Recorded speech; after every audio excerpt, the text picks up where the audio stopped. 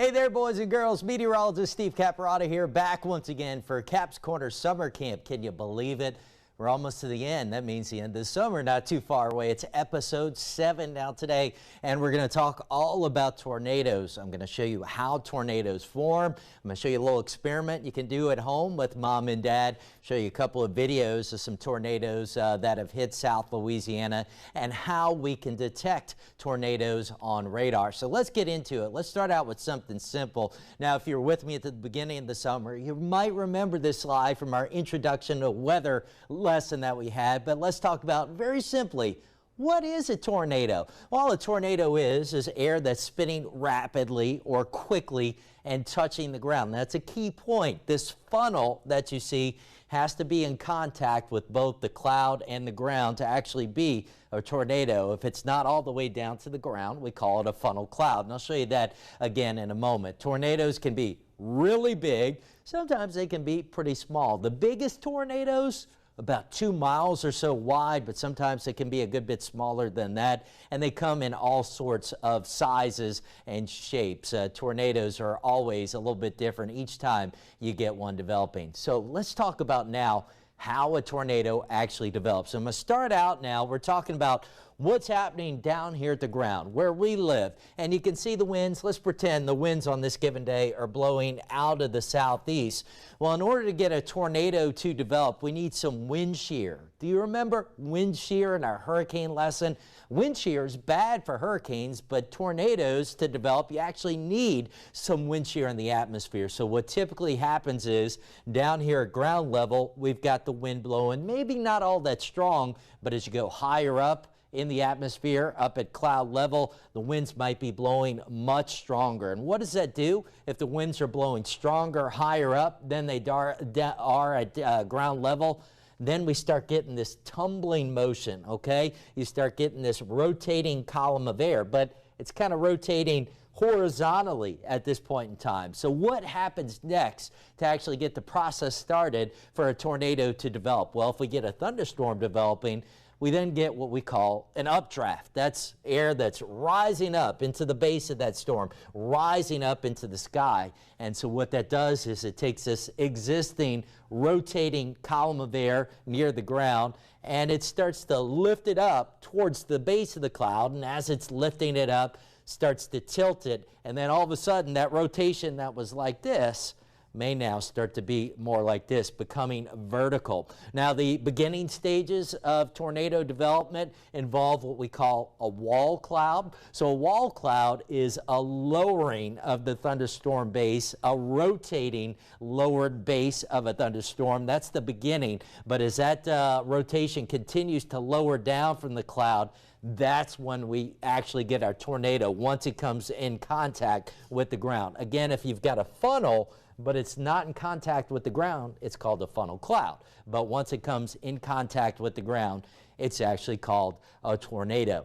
All right, let me take you into my home lab once again, get help from my girls, and we're going to show you how you can real easily make your own little tornado at home using just a few things.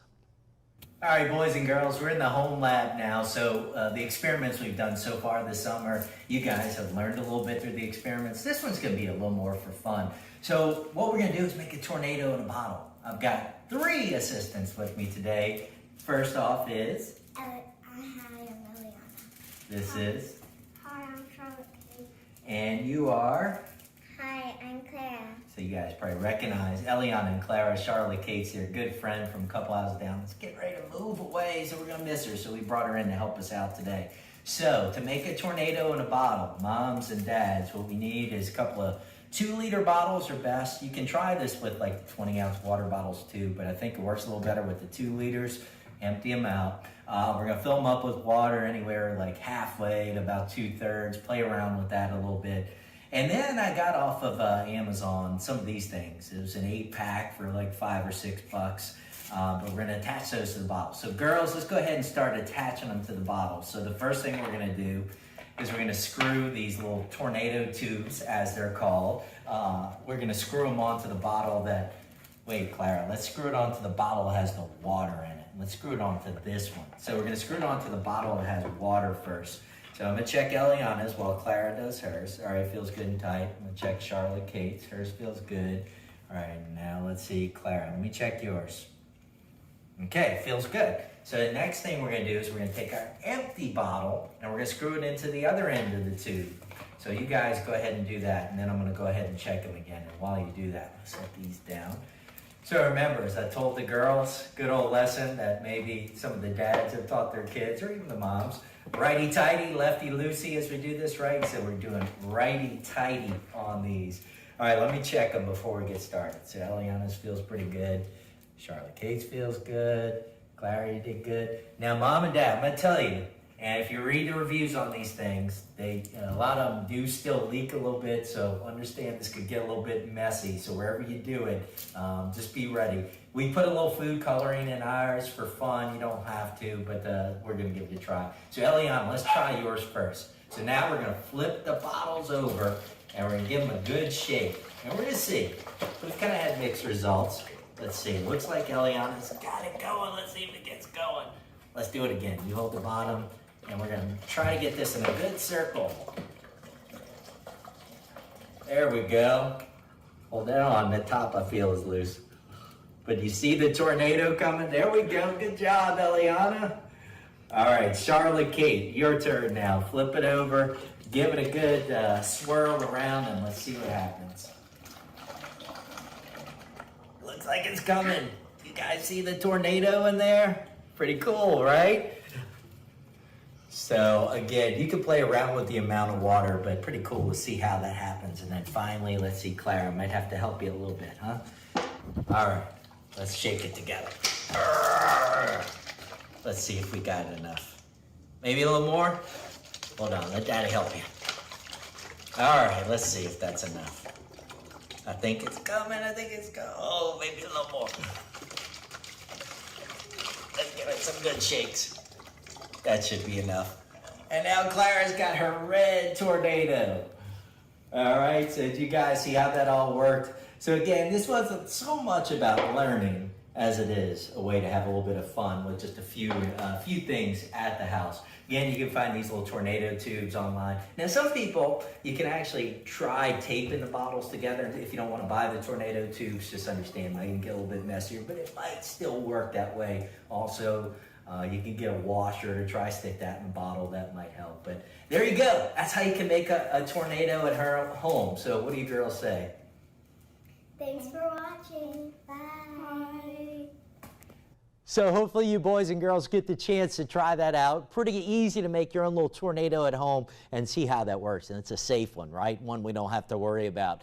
Now, when we talk about tornadoes, it's real important that you boys and girls understand sort of the different alert levels when it comes to how meteorologists, people like me, how we talk about tornadoes. So the first thing that you might hear about is what we call a tornado watch. And in essence, what that is saying is be prepared, get ready. Conditions are favorable for tornadoes to develop. We might not have any yet, but a tornado watch is issued to give you a heads up that there might be some developing. Our tornado watches usually are in effect for a number of hours, maybe about 6 hours on average. So that's the beginning. That's your first heads up. But the more significant alert level then comes when we issue what is called a tornado warning. So at this point, it's time to take action. That means a tornado has actually been spotted, or radar indicates that there might be one or one developing. So at this time, if a tornado warning is issued for your location, you need to get to your safe space. And I'll talk more about safe spaces coming up later on in the lesson. And then there's even another alert level that sometimes happens, what we call a tornado emergency. These are the most serious of situations when it comes to tornadoes. These are a real significant or severe threat. These are usually issued for our most powerful tornadoes, or when we're most confident that there's a real damaging tornado on the ground. So in a tornado emergency, absolutely need to get to your safe place. Now, if you remember back to our hurricane lesson, we talked about a scale that we used to rank our hurricanes, right? Does everybody remember what that's called? Saffir-Simpson scale for hurricanes. So we also have a scale for tornadoes. It's called the Enhanced Fujita scale. So much like the Saffir-Simpson scale was named after the two gentlemen that created it, the Fujita scale is named after the gentleman that created it.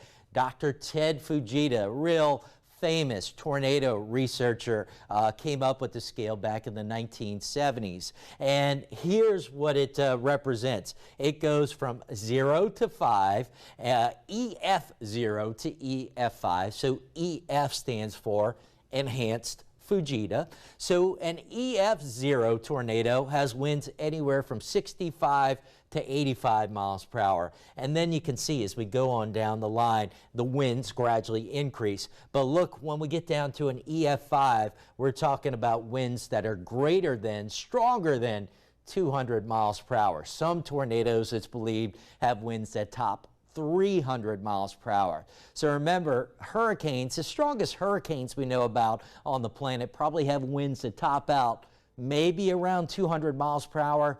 The strongest tornadoes that we know of probably have winds that top 300 miles per hour. So our strongest tornadoes can actually have winds that are a little bit stronger than what we get out of our strongest hurricanes. But another difference, I often get asked this question, another difference between hurricanes and tornadoes, hurricanes are actually much bigger in size than tornadoes are, right? So I said the biggest tornadoes could be about 2 miles wide. Hurricanes can stretch for hundreds of miles. So it's a big difference. Now, one thing when it comes to ranking our tornadoes and what Dr. Fujita did, we usually don't rank them as they're happening.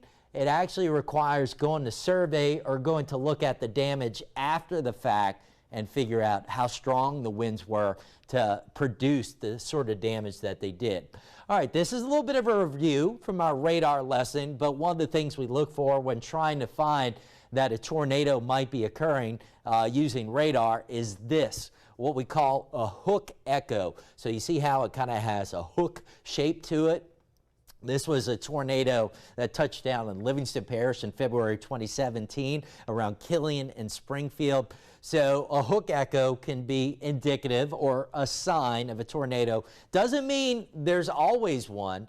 We can certainly get a hook echo without a tornado, but it's definitely a big heads up that there might be one. Now, as we look at this in a little more detail, when we get sort of this knot showing up here, that is the wind that's flowing into the storm, into the circulation. And that's why you kind of get this notch developing. And then you get this, that is because you've got this rotating storm and the precipitation, the rain is rotating around what we call the updraft right in here, where all that air is rising up into the sky.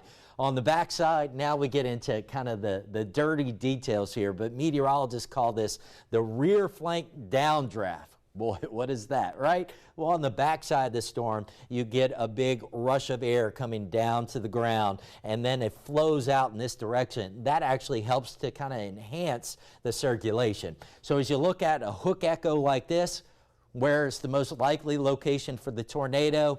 It would be right about in here, right on the edge of that hook. So that is something important that we look for. But another way of detecting rotation and possible tornadoes using Doppler radar is that we can detect winds and wind speeds and which way they're moving within a storm. So now these are the wind velocities from that same storm back in 2017. As you look at an image like this, it's important to know that red indicates where winds are blowing away from the radar. So in this instance, the radar is over here in Slidell. The winds are blowing that way. And then when you see the greens and the blues, that's where the winds are blowing toward the radar in Slidell. So we got to look using our traditional radar. We saw a hook echo. Then we start looking at the wind velocities, and we can say, uh-oh, we've got an area of red, winds blowing away from the radar, right next to some green and blue where winds are blowing towards. So we know there's a pretty healthy circulation in there. That is another heads up that we might have a tornado. Now, here's a more extreme example of strong rotation and what we call a velocity couplet, where you've got winds blowing away from the radar and winds blowing toward the radar right next to each other. We can even sample those wind speeds. So this was up around Oklahoma City in 2015, but notice in this pink, we've got winds that are blowing nearly 100 miles per hour away from the radar. In the green, we've got winds 100 miles per hour going toward. That means the tornado could have winds somewhere in the order of 200 miles per hour when we start looking at those numbers like that. So a very intense one. Look at this example. So this is that same tornado from 2017. A crazy video. This is as it moved across Livingston Parish and eventually towards Tangipahoa. So for the moms and dads watching, this is I-55, the elevated section in Tangipahoa Parish near Lake Maurepas. Here's our tornado. Now this one was a little bit tricky. It moved over the marshes where we don't have easy access to roads and get out there and see the damage. So I think this one was actually given an EF2 rating on our enhanced Fujita scale. But if I had to bet, I bet it was actually stronger than that. It was just hard for the meteorologists to get out there and get a look. Now check out this video from 2016. This was in Assumption Parish around Pinkerville. Watch, this is outside of a hardware store. You see this lady? She's a delivery driver. She realized a tornado's coming, tried to get in the store. They had already locked the doors because they saw a tornado coming, didn't see her. She ducks down next to this Coke machine, and then watch. Wow, look at this as the tornado comes across and just does major damage to the building. Pretty scary, right? Now, I'm happy to report, as scary as that was, she turned out okay, even with all that stuff falling around her, but no doubt a very scary moment as she tried to get to safety. Unfortunately, the doors had already been locked. Let me give you another way we can use radar to detect possible tornadoes. So we talked about a minute ago using radar velocities. So this is an example from a few months ago in April of this year. It's on the North Shore of Lake Pontchartrain. So Slidell is right over here. This is Lacombe, and we see a sign of some rotation. Remember, we've got red indicating the wind is blowing away from the radar, and we've got some green and blue indicating it's blowing towards. So a definite heads up of some rotation.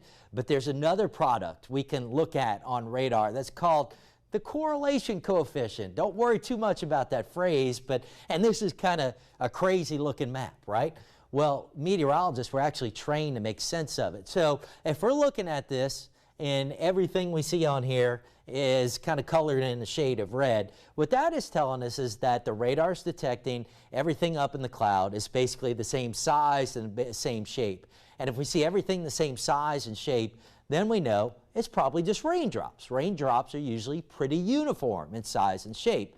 But when we see this, where we get some different colors embedded within all that red, that's kind of an uh-oh, because that's the radar detecting something different in size and shape. So if I back this up, let me go back to my graphic here. We already see some rotation showing up on the velocity image, and then in that same area, we get an area where there's some objects in different size and shape. What is that? That's the radar detecting likely some debris being detected as a tornado moves through. So at that point, when we see that signature showing up, we have much higher confidence that there might be a tornado out there. Now, I wanted to show you tornadoes in South Louisiana might be a little more common than what you think. This is a map from the Storm Prediction Center showing the number of days per year that tornadoes are reported in given locations. And the darker the shade, the more frequent tornadoes are. And look at this. There's a tornado hotspot that extends right into parts of South Louisiana, much of Louisiana, Mississippi, and Alabama. Everybody knows about what we call Tornado Alley in places like Oklahoma and Kansas, but we have frequent tornadoes down here in our part of the world too. So don't underestimate the tornado threat here in Louisiana. Now what about this? We can get tornadoes out over the water. This was in Grand Isle back in 2012. We call them waterspouts. Waterspouts are simply tornadoes out over water. Now that video actually captured two. One of these waterspouts then moved onto the island, onto Grand Isle, onto land. At that point, it becomes a tornado. Now, people went outside their camp. Don't do this at home, boys and girls, but they actually went outside their camp and filmed this as it came ashore. And as the video progresses, what you're going to see, you see how strong the winds are blowing with this, but watch as it comes across, and you see all the debris starting to fly, and eventually there goes the roof, the entire roof on one of the camps. So the tornado just completely destroying one of those camps. Now, happy to report that everybody was okay, and you see how that stuff's still flying around. All of that flying debris is why you should not do what these people did. They got lucky, they were okay, but that is a very bad idea. Here's what you should do if a tornado warning is issued like we talked about and you think a tornado might be headed your way. So we're looking down into a house. Everything that's in red is a place that's not good to be. Green is where we want to go, and I'm going to explain why. So if you hear a tornado might be coming your way, rule number one is, let's say you're in a two-story building or a two-story house. You want to get down to the lowest floor, okay? That's rule number one. Rule number two, an interior room. What do we mean by that? You want to stay away from the outer walls of the building or the home. Why is that? Well, a couple of reasons. Number one, often those exterior walls, those are the first things that might start failing in a tornado, but also you're more likely to have debris coming through windows or through walls, so you don't want to be by those exterior walls. You want to get away from windows. Again, we want to get away from the potential of something flying through the air and crashing through that glass in that window. And we want to cover your head with, if you have a helmet, it's actually not a bad idea to put a helmet on, but if not a helmet, grab a pillow, something like that. So often the best place to be is either maybe in a closet in the middle of your house, a bathroom. Bathrooms tend to be a little more sturdy because of the plumbing that's within those. The pipes go down into the ground, make them a little bit stronger. But a good idea for the boys and girls out there, talk about it with your moms, your dads, your grandparents, and figure it out now. Don't try to figure it out when a tornado's coming. You want to have that plan in your head now. So just in case, if the threat ever rises, you will know where to go. All right, that's all I had on tornadoes today, so hopefully you learned a thing or two about it. And we're coming up on the end of Cap's Corner Summer Camp. This was our second to last lesson. Our last one's going to be next week, where I'm going to walk you through how meteorologists like myself, how we actually make our weather forecasts. You can learn a little bit about how that all happens if you're interested in maybe becoming a meteorologist like me when you get a little bit earlier. But we'll go ahead and wrap it up. So if you're watching on Facebook or on YouTube, I'll be happy to take any questions that you have. Pop those in the comments and we'll take them there. And don't forget, all of our lessons are posted on YouTube, on WAFB Plus, and on our website, wafb.com/Caps Corner. But again, if you have any questions right now, go ahead and put those in the comments and I'll try to answer them. All right, gang, welcome back here in studio now, and as always, ready to take your questions if you have any. So go ahead and pop those in the comments, as I was just telling you.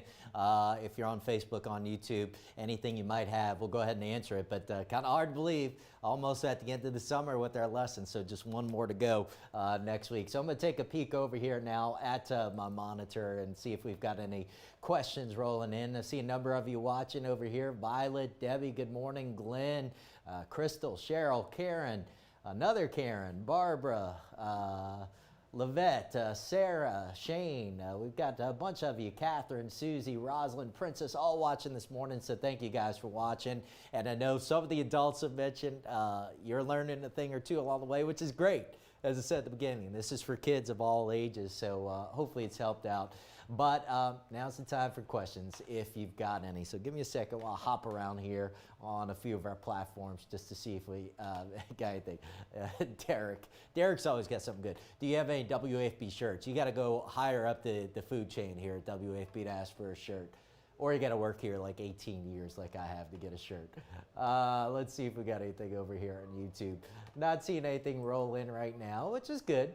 Hopefully we've got Panji in here. All right, good morning. So hopefully answered most things you need to know about tornadoes. So coming up next week, I am going to get into, for our final lesson, how weather forecasts are made. So it's kind of interesting, I think. And also, I want to get into just a little bit with that lesson next week for both the boys and the girls out there watching, and maybe for the moms, the dads, the grandparents. You know, one of the things we fight in weather and meteorology is the perception, the belief that weather forecasts aren't that good, but the reality is, and we've got cold, hard fact statistics on this, weather forecasts have actually gotten substantially better through time. You don't believe me, that's fine, but we'll show you the stats. Look, I hear it all the time, and it's just, you know, we kind of lose track. When things change gradually over time, we kind of forget what they were like in the past. But in my lifetime, there's no doubt about it. And it's not a credit to me or any particular meteorologist, just saying that the science is getting better with time. And that's a good thing. That means we get to warn people better about tornadoes, like we talked about today, hurricanes, warn them about things with more notice and more in advance. Not to say some days things don't go bad and we don't have bad forecasts. Of course it still happens, but as a whole, they're getting better, and they've gotten a lot better through time. So we'll kind of talk about that a little bit. All right, I don't see any questions rolling in. So I'll remind you, all these lessons are posted on our Facebook page, or on my Facebook page, in our WAFB Plus app. So if you watch, you can watch that on a Roku, on a Fire Stick, on an Apple TV. You can install that app. They're all there. You can watch all these on YouTube. Go back and watch any of the ones you missed, or you may want to go back and see. Also need to mention on our website, wafb.com/capscorner. If you go there, all the lessons are not only posted there, but we've got worksheets that go along with all the lessons. So for today's tornado lesson, there are a few different worksheets for the kids. You can go ahead and do those and hopefully learn a little bit more. Amanda's asking a question that's maybe not directly related to tornadoes, but happy to take it. Says, what time do you think the rain will be near St. Francisville? So Amanda, we're looking at is the morning, next couple, I say in the morning, there's only about an hour and a half left here in the morning. It'll be relatively quiet the next couple of hours. As we get into the afternoon, though, we'll start to see kind of a scattering of storms break out. But one thing I talked about all morning on our morning show was the rain chances today may actually peak a little bit later in the afternoon on into the evening. There's a line of storms up to our north that we're tracking that is expected to approach later on, that's out ahead of a cold front. But ultimately, I've got rain chances today around 90%, so just about everybody gets wet at some point today. And unfortunately, it's another rainy week ahead. Here's one little bit of good news. It does look like we might finally trend a little bit drier by the weekend, so fingers crossed that holds. It could be some of the drier weather we've seen in a while. Brandy saying, good morning, Steve. Have a blessed day. Thanks so much for keeping us updated. Well, Brandy, I appreciate you watching. Thanks for the kind words. All right, we'll take one more peek at comments before we go ahead and wrap it up. Let's see if we've got anything else. I don't see anything else. Oh, I've got to mention one more thing. So if you watched our little make the tornado at home experiment with my two daughters and their friends, Charlotte, Kate, I got to wish Charlotte, Kate the best. Her dad was the basketball coach at Catholic High for the last several years, Mark Cassio, and he's taken a coaching position with Appalachian State up in Boone, North Carolina. So today, this morning, they were moving on their way out, but my daughters and their two girls have become really good friends. So Charlotte, Kate, Eloise, wishing you guys the best. Have fun up in North Carolina, and know that the Caparotta family, we're really going to miss you. All right, with that, okay, I say the goodbye. I do have one more question rolling in. So Amanda says, why don't we see a lot of tornadoes like as much as other states? So Amanda, you might have joined a little bit late. If you go back and watch, it did show one slide to show that actually there's a tornado hotspot that kind of extends from parts of South Louisiana and Mississippi and Alabama, where tornadoes are fairly frequent. So there's been, I don't want to get too deep into this, but everybody's heard of Tornado Alley, right? That phrase has been around for decades. And when we think about Tornado Alley, we think about places like Oklahoma and Kansas and the Plains states, where you got these big, wide open fields and you can see for miles on end.